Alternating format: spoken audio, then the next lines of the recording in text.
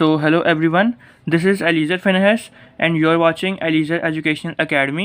तो जैसा कि आपको पता है, अगर आप चैनल पर न्यू नहीं हैं तो आपको पता होगा कि मैंने जो रीजनिंग क्वेश्चंस है सेकेंड ईयर जोलॉजी के, उसकी मैंने एक सीरीज़ स्टार्ट की हुई थी जो 50 मोस्ट इम्पॉर्टेंट जो रीजनिंग क्वेश्चंस हैं जो कि आपके पेपर में आ सकते हैं, उसकी एक मैंने पार्ट 1 अपलोड किया था और जिसमें हमने टोटल 24 यहाँ तक 1 से लेके रीजनिंग क्वेश्चन नंबर 1 से लेके क्वेश्चन नंबर 24 तक हमने कंप्लीट कर लिए थे। आज जो है हम लोग 26 से स्टार्ट करेंगे और मज़ीद जितने भी जो ये जो रीजनिंग क्वेश्चंस हैं वो सारे आज की इस वीडियो में हम लोग कर लेंगे।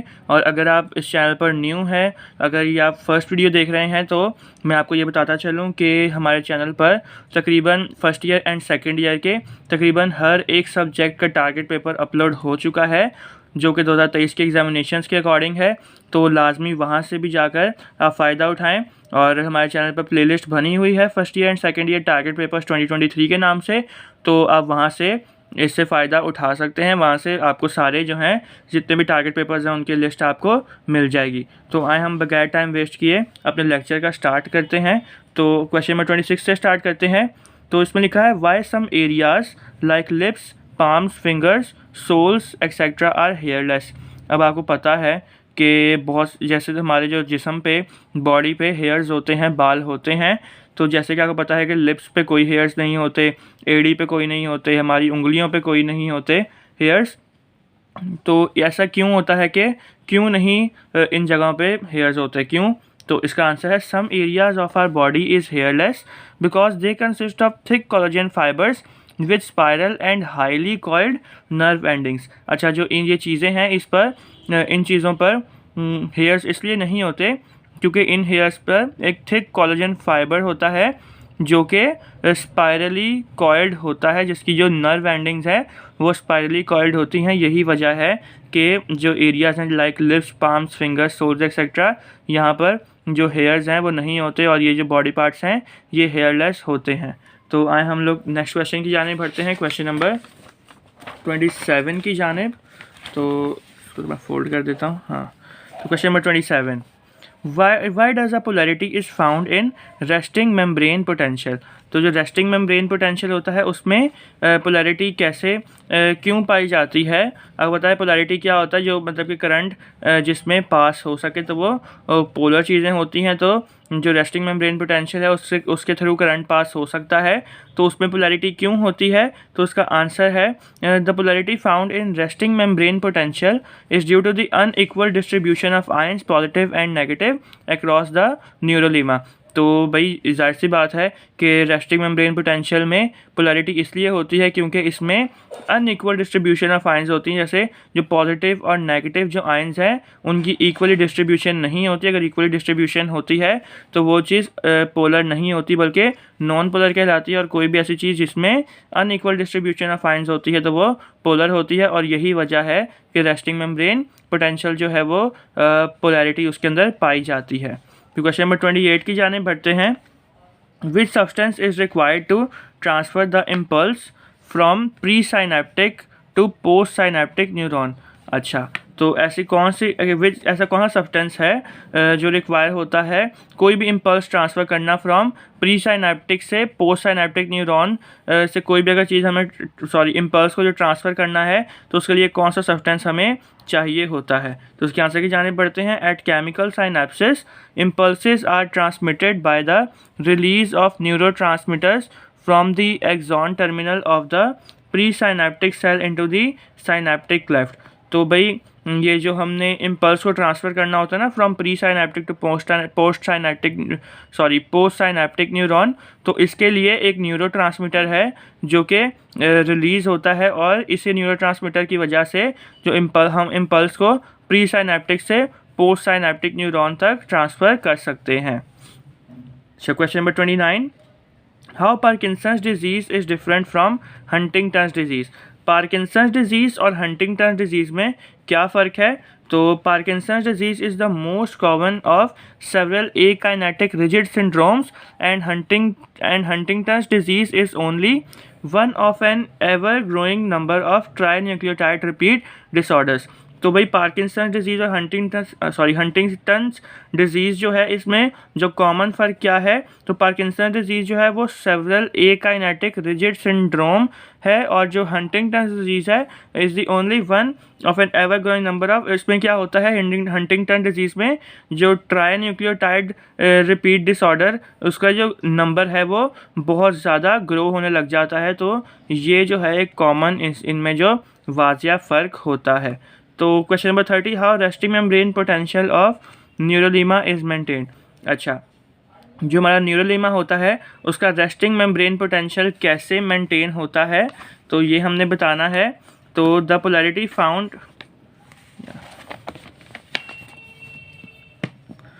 हाँ इसके आंसर की जाने पड़ते हैं। तो the polarity found in resting membrane potential is due to the unequal distribution of ions. तो ये किस वजह से होता है, इसमें जो डिस्ट्रीब्यूशन ऑफ आइंस होती हैं वो अनइक्वल होती हैं, हमने पहले भी पढ़ा, positive and negative ions across the neurolemma. तो यही वजह है कि ये पोलर होता है और इसीलिए जो रेस्टिंग मेम्ब्रेन पोटेंशियल ऑफ न्यूरोलीमा है वो मेंटेन रहता है। आंसर इसका सेम ही है, बस जो सवाल पूछने का जो अंदाज है या सवाल पूछने की वर्डिंग है बस उसमें थोड़ा डिफरेंस है। तो क्वेश्चन नंबर 30 हो गया। क्वेश्चन नंबर 31 की जाने बढ़ते हैं। तो how our body gets ready for a fight और फ्लाइट रिस्पॉन्स। तो हमारी बॉडी जो होती है फाइट और फ्लाइट रिस्पॉन्स से में कैसे रेडी रहती है हमारी बॉडी। तो क्वेश्चन के आंसर की जाने बढ़ते हैं।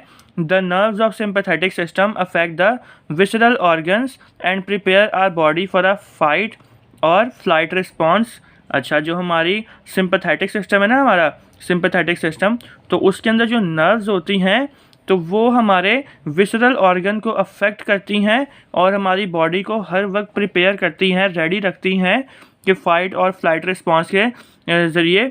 तो जैसे कि इसमें क्या होता है, हार्ट बीट का तेज़ हो जाना, सांसों का तेज़ हो जाना, फिर मेटाबॉलिज्म, हमारी जो डाइजेशन है वो तेज़ हो जाना, एंड डायलेटिंग प्यूपिल ऑफ आइज मतलब कि जो हमारे जो आँख हैं वो उसका एकदम से बहुत ज़्यादा खुल जाना।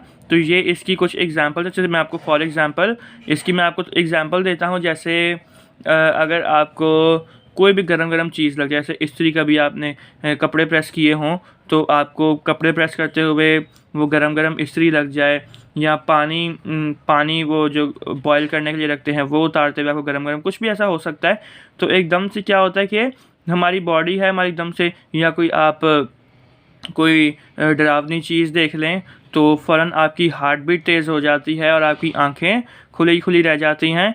तो ये जो होता है यही फ़ाइट और फ्लाइट रिस्पॉन्स होता है। या आपको पता है कि कभी लड़ाई हो आपकी, जैसे फड्डेबाज भी काफ़ी स्टूडेंट्स होते हैं, अगर कोई फड्डेबाज स्टूडेंट है यहाँ पे तो वो लाजमी कमेंट में भी बताइएगा। तो फ़ाइट अगर कोई भी रिस्पॉन्स होता है हमारा, फ़ाइट रिस्पॉन्स होता है, जैसे लड़ने वाला रिस्पॉन्स होता है तो उस वक्त भी हार्ट बीट तेज़ हो जाती है। फिर फ्लाइट रिस्पॉन्स अगर भागने के हो, अगर आपके सामने कोई शेर आ जाए तो आप फ़ौरन भागेंगे।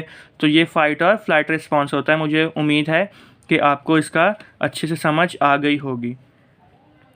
तो question number 32, why thalamus is called as clearing house. Thalamus को क्लियरिंग हाउस क्यों कहा जाता है, तो सबसे पहले पता करते हैं, इसके आंसर में देखते हैं। तो thalamus is a part of fore brain. तो याद रखिएगा कि जो थैलेमस है वो एक ब्रेन का पार्ट है जिसको फोर ब्रेन कहा जाता है। तो थैलेमस फोर ब्रेन का पार्ट है। It is called clearing house as it receives sensory impulse from different part of the body and relay them to the appropriate part of the motor cortex। तो ये जो thalamus है तो कि clearing house इसलिए कहा जाता है क्योंकि ये जो सेंसरी इम्पल्स को, थैलेमस जो है वो सेंसरी इम्पल्स को रिसीव करता है different parts of the brain, जो दूसरे पार्ट्स हैं उन ब्रेन के, वहाँ से सेंसरी इम्पल्स को रिसीव करता है, और जो मोटर कॉर्टेक्स है वहाँ पर जो उसका एप्रोप्रिएट पार्ट है वहाँ पर जाके उसको रिले कर देता है या पहुँचा देता है सेंसरी इम्पल्स को। Question number 33, why calcium ions required in transmission of impulse. तो कैल्शियम आयंस क्यों रिक्वायर होते हैं इम्पल्स की ट्रांसमिशन में, मतलब कि इम्पल्स को एक जगह से दूसरी जगह लेके जाने में कैल्शियम आयंस क्यों ज़रूरी होते हैं। तो इसका आंसर पढ़ लेते हैं। तो calcium is required to activate neurotransmitter containing vesicles. अब आपको पता है, हमने पहले पढ़ा कि जो ट्रांसमिशन ऑफ इम्पल्स है, मतलब कि इम्पल्स को एक जगह से दूसरी जगह लेके जाने के लिए जो न्यूरोट्रांसमीटर है वो रिलीज़ होना लाजमी है, क्योंकि न्यूरोट्रांसमीटर की मदद से ही जो इम्पल्स हैं वो एक जगह से दूसरी जगह ट्रैवल करती हैं। तो न्यूरोट्रांसमीटर कैसे रिलीज़ होता है, कैसे सिक्रीट होता है, तो याद रखिएगा कि कैल्शियम जो है वो न्यूरोट्रांसमीटर को एक्टिवेट करता है या सिक्रीट करता है। तो कैल्शियम जब तक उसको न्यूरोट्रांसमीटर को एक्टिवेट नहीं करेगा तब तक ट्रांसमिशन ऑफ इम्पल्स नहीं होगी। तो कैल्शियम ये लाजमी होता है न्यूरोट्रांसमीटर को एक्टिवेट करने के लिए। आगे, these activated vesicles release there neurotransmitters in the synapse which induce action potential in the adjacent neuron. तो ऐसा होता है कि अब देखें, कैल्शियम मिल गया न्यूरोट्रांसमीटर्स को, तो अब ये न्यूरोट्रांसमीटर एक्टिवेट हो गए और रिलीज़ हो गए। तो फिर क्या होता है, in the sinus which induce, और फिर ऐसा होता है जब ये न्यूरोट्रांसमीटर्स एक्टिवेट हो जाते हैं, फिर ये जो उसके साथ वाला जो न्यूरॉन होता है उसमें एक्शन पोटेंशियल जनरेट करता है या इंड्यूस करता है। In the absence of calcium vesicles will not release neurotransmitters and nerve impulse will not be transmitted. तो वही बात हो गई, अगर कैल्शियम ही आपके पास नहीं है तो वेसिकल्स तक कैल्शियम नहीं जाएगा और न्यूरोट्रांसमीटर्स रिलीज़ नहीं होंगे और नर्व इम्पल्स को एक जगह से दूसरी जगह नहीं ट्रैवल करवा सकते। तो मुझे उम्मीद है कि इसकी आपको 100% समझ आ गई होगी। तो क्वेश्चन नंबर 34 की जाने पढ़ते हैं। How people get dependent on tobacco. अब आपको पता है कि टबैको नशा होता है, तो जिसको हम तंबाकू बोलते हैं इन उर्दू। तो जब टबैको से लोग कैसे उसके आदी हो जाते हैं, वो नहीं छोड़ पाते, बहुत ज़्यादा नशेई बन जाते हैं टबैको के। तो इसका आंसर देख लेते हैं। तो nicotine is an important constituent of tobacco. तो याद रखिएगा कि टबैको में सबसे ज़्यादा एक जो इम्पॉर्टेंट चीज़ होती है वो निकोटीन होती है। तो याद रखिएगा कि चाय जो हम पीते हैं, टी पीते हैं, तो उसके अंदर भी निकोटीन होती है। यही वजह है कि जो चाय के आदी लोग होते हैं तो उनकी आंखें भी नहीं खुलती जब तक वो चाय ना पी लें, तो वो उसके आदी हो जाते हैं। तो निकोटीन जो है वो एक इम्पॉर्टेंट कॉन्स्टिट्यूएंट है टोबैको का। तो nicotine mimics the neurotransmitter acetylcholine and stimulate sensory receptors in habitual smokers. Nicotine increases heart beat, narrows the blood vessels. अच्छा, पे क्या होता है, जो निकोटीन है वो न्यूरोट्रांसमीटर की नकल करता है, और जैसे कि एसिटाइलकोलिन और स्टिमुलेट्स सेंसरी रिसेप्टर्स। जो ऐसे हमारा न्यूरोट्रांसमीटर है ना एसिटाइलकोलिन, तो निकोटीन उसकी नकल करता है और स्टिमुलेट करता है, हौसला अफजाई करता है किसकी, सेंसरी रिसेप्टर्स। देखिए मैंने आपके लिए इसके उर्दू के मीनिंग है वो भी लिखे हुए हैं।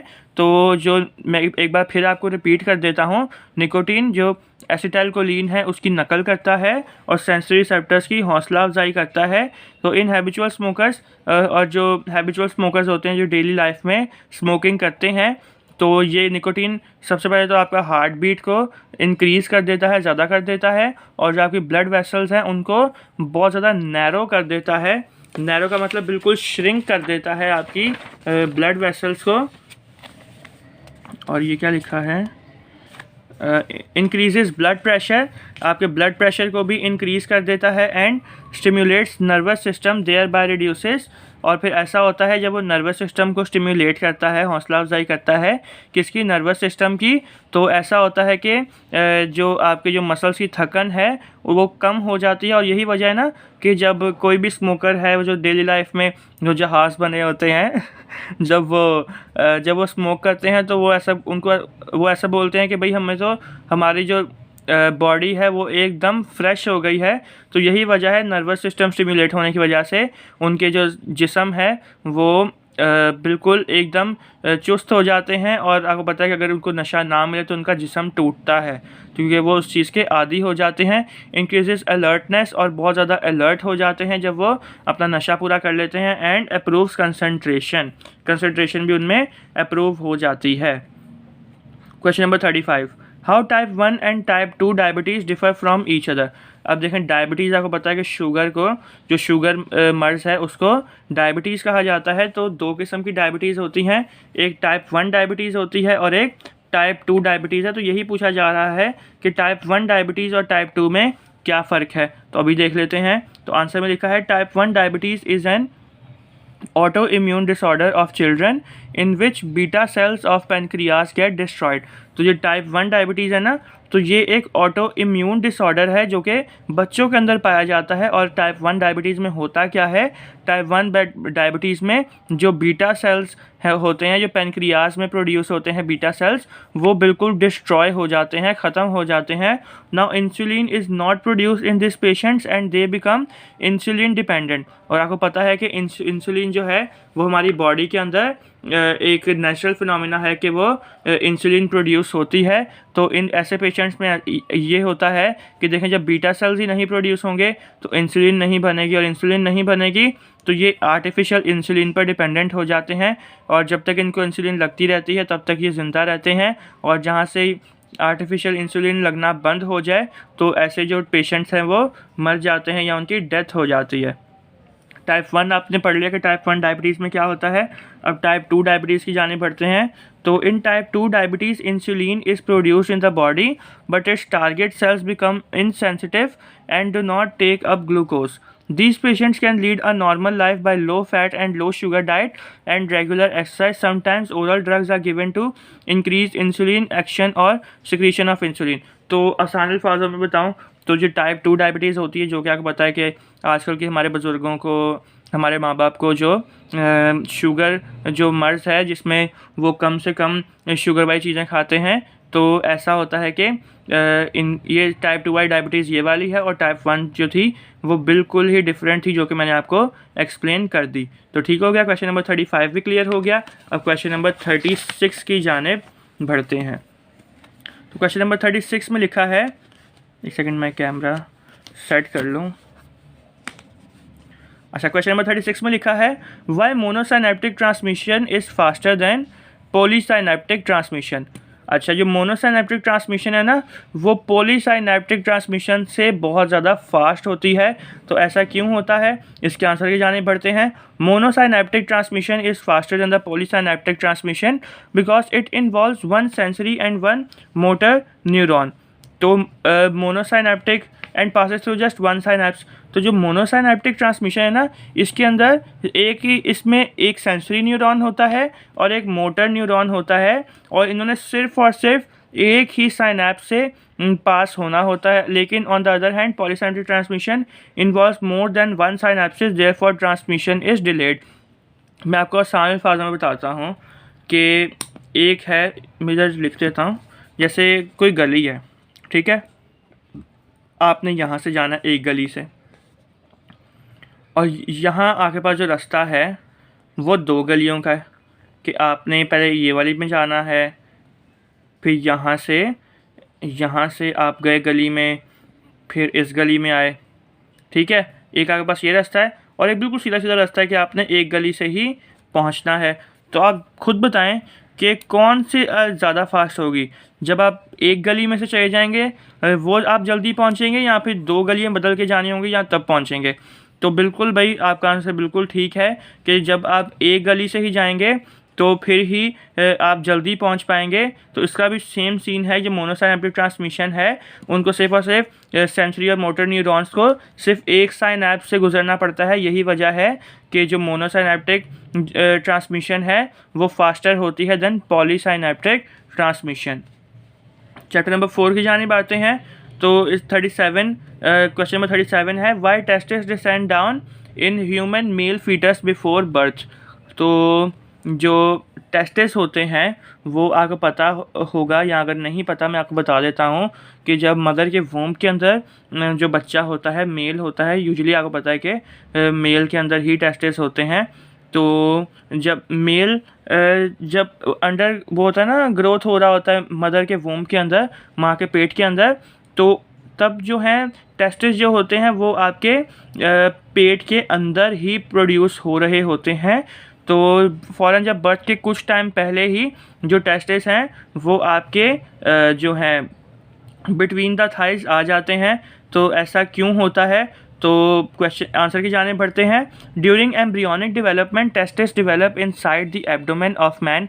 मैंने अभी आपको बताया कि जो टेस्टिस हैं, जब एम्ब्रियोनिक डेवलपमेंट का मतलब जब माँ के पेट के अंदर जब बच्चा होता है तो टेस्टिस जो है एब्डोमेन के अंदर या पेट के अंदर ही डेवलप हो रहे होते हैं, but before birth they descend down in the scrotum because development of sperms require 2 to 3 centigrade less than body temperature. तो ऐसा होता है कि उनकी बर्थ से पहले, मेल की बर्थ से पहले कोई बच्चा होता है, उसकी बर्थ से पहले ऐसा होता है कि जो टेस्टिस हैं वो स्क्रॉटम में आ जाते हैं, मतलब कि बिटवीन द थाइस आ जाते हैं। ऐसा होता क्यों है? क्योंकि जो स्पर्म्स की डेवलपमेंट है उसे 2 से 3 सेंटीग्रेड लेस टेम्परेचर चाहिए होता है बॉडी टेम्परेचर से। तो if testis do not descend down spermatogenesis can not take place. तो अगर ऐसा हो कि टेस्टिस नहीं आए बिटवीन द थाइस या स्क्रॉटम में नहीं आए तो स्पर्मेटोजेनेसिस का अमल नहीं हो सकता और जो मेल है उसके अंदर स्पर्म्स प्रोड्यूस नहीं हो सकते, और अगर स्पर्म्स प्रोड्यूस नहीं होंगे तो वो फर्टाइल नहीं होगा और वो बच्चा पैदा नहीं कर सकता। तो ये वजह है कि जो टेस्टिस हैं वो बिफोर बर्थ या पैदा होने से पहले वो स्क्रॉटम में आ जाते हैं। चैप्टर नंबर 5 क्वेश्चन नंबर 38 की जाने बढ़ते हैं। What is cytoplasmic localization? Cytoplasmic localization क्या होती है? तो cleavage divides and distribute the cytoplasmic content of ovum into many cells. तो क्लीवेज से आपको पता है कि मैंने आपको वो जो एक क्वेश्चन था आपका सेकेंड ईयर का डेवलपमेंट ऑफ चिक, तो वो लॉन्ग आंसर्स की सारी मैंने वीडियो अपलोड की हुई है जितने भी टारगेट पेपर में हैं। तो वो सॉल्व्ड, जो सेकेंड ईयर का सॉल्व्ड जोलॉजी का long question answers and short question answers के शॉर्ट जो है मैंने सारे आपको करवा दिए हैं, शॉर्ट एंड लॉन्ग। तो उसकी वीडियो अपलोडेड है, उसी टारगेट पेपर वाली प्लेलिस्ट के अंदर ही है, तो वहाँ पर जाकर आप देख सकते हैं। तो वहाँ पर मैंने बताया था आपको कि जो क्लीवेज का मतलब होता है डिवाइड होना सेल्स का। जब क्लीवेज होती है तो वो बहुत सारे जो साइटोप्लाज्मिक कंटेंट है वो बहुत सारे सेल्स में डिस्ट्रीब्यूट हो जाता है और इस प्रोसेस को क्या कहा जाता है? साइटोप्लाज्मिक लोकलाइजेशन कहा जाता है। तो यहाँ तक भी आप लिखेंगे तो आपका आंसर हो जाएगा, इसलिए मैं मज़ीद आपको एक्सप्लेन नहीं कर रहा क्योंकि क्वेश्चन में यही लिखा है ना कि व्हाट इज़ साइटोप्लाज्मिक लोकलाइजेशन। तो उसका आंसर आपको मिल गया है कि जब डिस्ट्रीब्यूशन हो जाती है, क्लीवेज होती है बहुत सारे सेल्स में, तो साइटोप्लाज्मिक कंटेंट की तो उसे साइटोप्लाज्मिक लोकलाइजेशन कहा जाता है। Question number 39, why sometimes development of embryo becomes abnormal. तो ऐसा क्यों होता है कि आपको पता है कि कुछ बच्चे भी ऐसा होता है कि बच्चे एबनॉर्मल पैदा होते हैं। आपने जो आपके जो माशरा है, आपने आसपास के जितने भी जगह हैं वहाँ पर आपने ज़रूर कोई ना कोई एबनॉर्मल बच्चा देखा होगा। तो ऐसा क्यों होता है कि बच्चों की जो डेवलपमेंट है वो एबनॉर्मल हो जाती है? या ज़रूरी नहीं कि वो दिमागी एबनॉर्मल हो, कुछ ऐसा होता है कि 6 उंगलियां हाथ की होती हैं या 6 उंगलियां पैर की होती हैं। तो ऐसा क्यों होता है? एबनॉर्मेलिटी किस वजह से आती है? हालांकि उनके जो माँ बाप हैं उनकी 6 उंगलियां नहीं होती लेकिन बच्चों की हो जाती है। तो क्वेश्चन की मुझे उम्मीद है कि आपको क्वेश्चन की समझ आ गई होगी। मैं आपको आंसर की जानिब लेके जाता हूँ। तो आंसर है इसका sometime due to gene mutations, exposure to UV radiations and certain chemicals during pregnancy. अच्छा, तो मैं आपको पूरा पढ़ देता हूँ फिर मैं आपको बताता हूँ। द एबनॉर्मल डेवलपमेंट, हाँ ये रहा, the abnormal development of embryo deviates and young one is born with abnormalities. अब जैसे फॉर एग्जांपल माँ को अगर कोई बीमारी हो जाती है या कोई मसला आ जाता है तो उसका लाजमी क्या करवाना होता है? एक्सरे वगैरह करवाना होता है। तो आपको पता है कि एक्सरेज जो हैं वो बहुत ज़्यादा हार्मफुल होती हैं। तो इसीलिए जो भी एक्सपोजर होता है उसका अल्ट्रा वायलेट लाइट से, अल्ट्रा वायलेट रेडिएशन से या एक्सरे से, तो इसी वजह से जो एम्ब्रियो है वो माँ के पेट के अंदर ही उसकी एबनॉर्मल डेवलपमेंट हो जाती है। तो ये वजह होती है, मैंने आपको सारा एक्सप्लेन कर दिया। तो क्वेश्चन नंबर 40 की जाने बढ़ते हैं। How growth is different from development, however in both process mitosis occurs. तो भाई ग्रोथ जो है वो डेवलपमेंट से मुख्तलिफ कैसे है? तो डेवलपमेंट मैं आपको पहले अपने अल्फाज में बता देता हूँ, फिर हम लोग क्वेश्चन भी पढ़ लेंगे।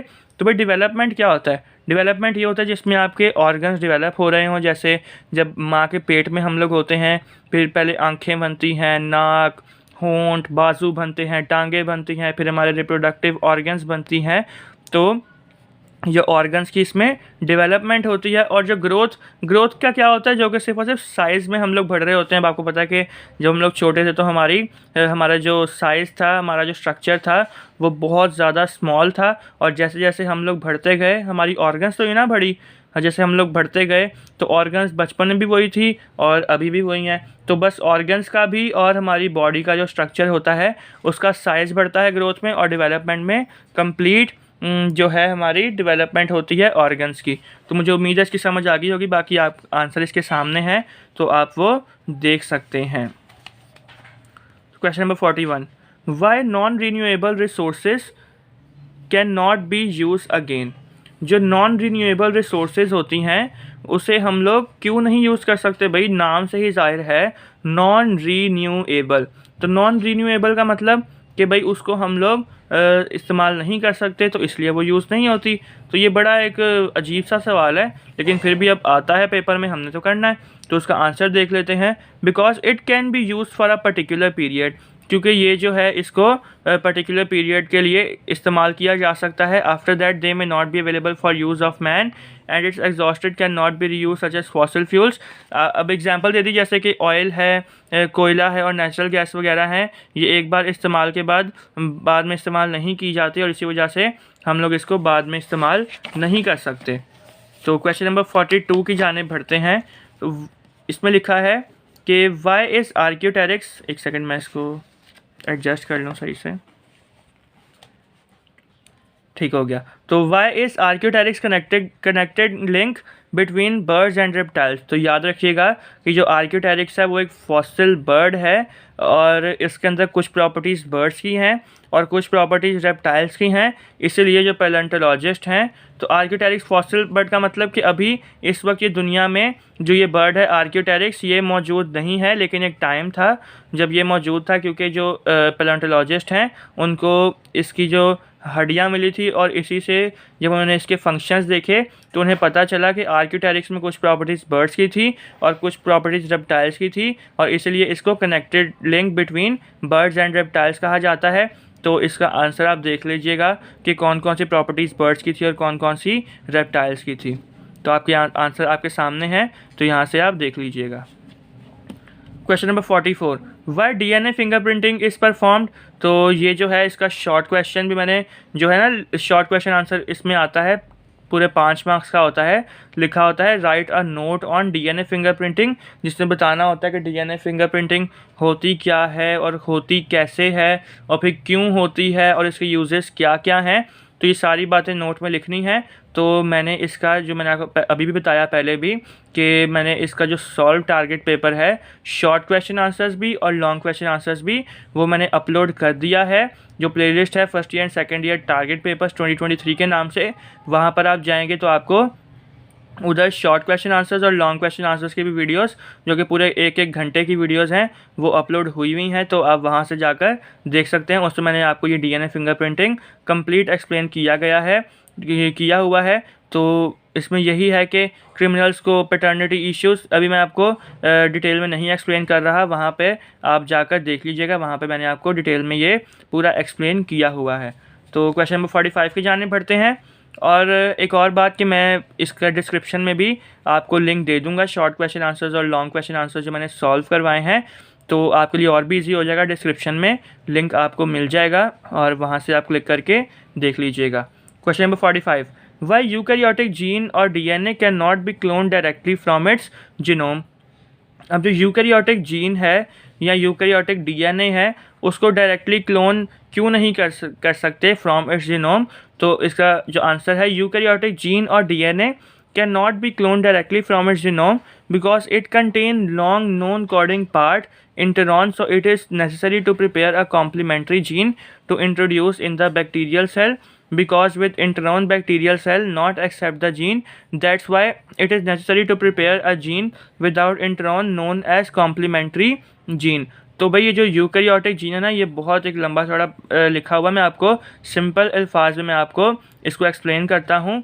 तो जो ये जो ना यूकैरियोटिक जीन, इसको क्लोन क्यों नहीं किया जाता, मतलब कि रेप्लिकेट क्यों नहीं किया जा सकता डायरेक्टली, क्योंकि इसके अंदर एक नॉन कोडिंग पार्ट है और वो जो कि बहुत लंबा नॉन कोडिंग पार्ट है जिसको इंट्रॉन कहा जाता है। अब देखें नॉन कोडिंग पार्ट है, इसकी कोडिंग नहीं हो सकती, तो यही वजह है इंट्रॉन की वजह से इसको डायरेक्टली क्लोन नहीं किया जा सकता। तो इसलिए लिखा है कि without intron known as complementary gene, और अगर इंट्रॉन इसमें नहीं होगा तो फिर ही जाकर इसको क्लोन किया जा सकता है फ्रॉम इट्स जीनोम। तो मुझे उम्मीद है इसकी समझ आ गई होगी। तो बाकी ये आंसर आप देख लीजिएगा, इसका रट्टा लगा लीजिएगा। Question number 46, why the DNA fingerprint of every person is change even in twins. तो भाई याद रखिएगा जो ट्विंस के अंदर भी DNA फिंगरप्रिंट सेम नहीं होता, ट्विंस के अंदर भी DNA फिंगरप्रिंट चेंज होता है। तो ऐसा क्यों होता है, तो इसका आंसर हम लोग देख लेते हैं। ट्विंस के भी DNA फिंगरप्रिंट सेम नहीं होते। तो DNA fingerprint of every person is changed even in twins because 30% arrangement of DNA unit called protein are arranged in genome, rest of the unit present in repeated manners। अच्छा, जो DNA fingerprinting है वो twins में क्यों change होती है, इसलिए होती है क्योंकि जो 30% DNA की अरेंजमेंट होती है, DNA यूनिट कोड्स की जो अरेंजमेंट होती है वो जीनोम के अंदर होती है। मतलब कि जो DNA है ना, DNA फिंगरप्रिंट्स जो होते हैं वो ट्विंस के अंदर 30% सेम होते हैं क्योंकि वो जीनोम के अंदर होते हैं। तो 30% सेम होते हैं और बाकी जो यूनिट्स होते हैं 70% यूनिट्स होते हैं वो बाद में जाकर बनते हैं। तो इसीलिए जो ट्विंस की भी फिंगरप्रिंट्स हैं वो भी बिल्कुल मुख्तलिफ होते हैं। तो मुझे यहाँ पर जाकर हमारा जो ये लेक्चर है, हमारा जितने भी सवालात थे, टोटल 46 सवालात थे, तो वो हमने कंप्लीट किए हैं रीजनिंग क्वेश्चंस के। अगर आप ये सारे कर लेते हैं रीजन्स तो 100% आपका पेपर आसानी के साथ हो जाएगा without any confusion. Reasoning part 100% कर लेंगे। तो अगर आपको लगता है कि आपको इस वीडियो से थोड़ा सा भी फ़ायदा हुआ है ना, अगर आप थोड़ा सा भी आपको लगता है कि फ़ायदा हुआ है आपके पेपर्स के लिए, तो लाजमी चैनल को सब्सक्राइब करें, अपने टीचर को सपोर्ट शो किया करें, चैनल को सब्सक्राइब करें और बेल आइकन को भी लाजमी प्रेस करें। तो फिर मिलेंगे अपनी एक नई वीडियो के साथ। तो तब तक के लिए goodbye and take care और देखते रहें एलीज़र एजुकेशनल एकेडमी।